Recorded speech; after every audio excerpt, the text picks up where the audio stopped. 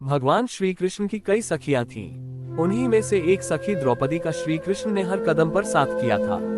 एक बार की बात है, जब पांडव पुत्र वन में रह रहे थे, तब महर्षि दुर्वासा अपने 10,000 शिष्यों को साथ लेकर पांडवों के पास पहुंचे। इसमें भी दुर्योधन की चाल थी। दुर्योधन ने ही उन्हें वहां भेजा था, और वह भी ऐसे समय जबकि द्रौपदी समेत सभी पांडव भोजन करने के बाद विश्राम कर रहे थे। 1. युधिष्ठिर के पास उस वक्त सूर्यदेव से प्राप्त एक ऐसा चमत्कारिक अक्षय पात्र था जिसमें से जितना चाहो भोजन प्राप्त कर सकते थे। लेकिन शर्त ये थी कि उसमें से तभी तक भोजन प्राप्त किया जा सकता था जब तक कि द्रौपदी भोजन नहीं कर लेती थी। द्रौपदी के भोजन करने के बाद उस पात्र का उस दिन के लिए कोई महत्व नहीं रहता था। उस वक्त द्रौपदी ने भी भोजन कर लिया था। फिर भी युधिष्ठिर ने दुर्वासा ऋषि को उनकी शिष्यमंडली सहित भोजन के लिए आमंत्रित कर दिया था। दुर्वासा ऋषि भोजन के पूर्व स्नानादि नित्य कर्म से निवृत्त होने के लिए अपने सभी शिष्यों के साथ गंगा तट पर चले गए। इसी बीच द्रौपदी सहित सभी पांडवों को ध्यान आया कि भोजन की व्यवस्था कैसे की जाएगी। किसी ने भी इसका विचार नहीं किया था कि द्रौपदी भोजन कर चुकी है, इसलिए सूर्य के दिए हुए बर्तन से तो उन लोगों के भोजन की व्यवस्था हो नहीं सकती थी। ऐसे में द्रौपदी बड़ी चिंता में पड़ गई कि यदि ऋषि दुर्वासा बिना भोजन किए वापस लौट जाते हैं तो वे बिना शाप दिए नहीं मानेंगे। ये सोचकर द्रौपदी मन ही मन भयभीत हो गई। तब उन्होंने अपने सखा श्री कृष्ण का स्मरण किया और उनसे इस संकट से बचने की प्रार्थना की।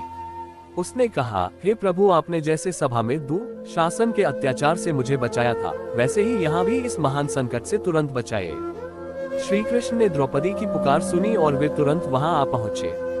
उन्हें देखकर द्रौपदी के शरीर में मानो प्राण लौट आए। द्रौपदी ने संक्षेप में उन्हें सारी बात सुना दी। श्री कृष्ण ने बड़ी अधीरता से कहा, अभी ये सब बात छोड़े, पहले मुझे जल्दी से कुछ खाने को दो, मुझे बड़ी भूख लगी है। तुम जानती नहीं हो मैं कितनी दूर से थका हारा आया हूँ। द्रौपदी ने लज्जा के मारे अपना सिर झुका लिया। उसने रुकते रुकते कहा, प्रभु, मैं अभी अभी खाकर उठी हूँ, अब तो उस बर्तन में कुछ भी नहीं बचा है। श्री कृष्ण ने कहा, जरा अपना बर्तन मुझे दिखाओ तो सही। द्रौपदी उस बर्तन को ले आए। श्री कृष्ण उस बर्तन को अपने हाथ में लेकर देखा तो उसके तले में उन्हें साग का पत्ता पत्ता लगा हुआ मिला। उन्होंने उसी को मुंह में डालकर कहा, इस साग के पत्ते से संपूर्ण जगत के आत्मा यज्ञभोक्ता परमेश्वर तृप्त हो जाए। इसके बाद उन्होंने सहदेव से कहा, भैया, अब तुम मुनीश्वरों को भोजन के लिए बुला लाओ। सहदेव ने गंगा तट पर जाकर देखा तो वहां उन्हें कोई नहीं मिला। बात यह हुई कि जिस समय श्री कृष्ण ने साग का पत्ता मुंह में डालकर वह संकल्प किया, उस समय मुनीश्वर लोग जल में खड़े होकर अघमर्षण कर रहे थे। उन्हें अकस्मात ऐसा अनुभव होने लगा मानो उन सबका पेट गले गले तक अन्न से भर गया हो। वे सभी एक दूसरे की ओर देखकर कहने लगे, ऐसा लग रहा है कि पेट भरा हुआ है और अब तो खाने की बिल्कुल भी इच्छा नहीं है। अब हम लोग वहां जाकर कैसे खा पाएंगे। दुर्वासा ऋषि ने भी अपने पेट पर हाथ फेरते हुए कहा कि मेरी भी अब जरा भी इच्छा नहीं है भोजन करने की।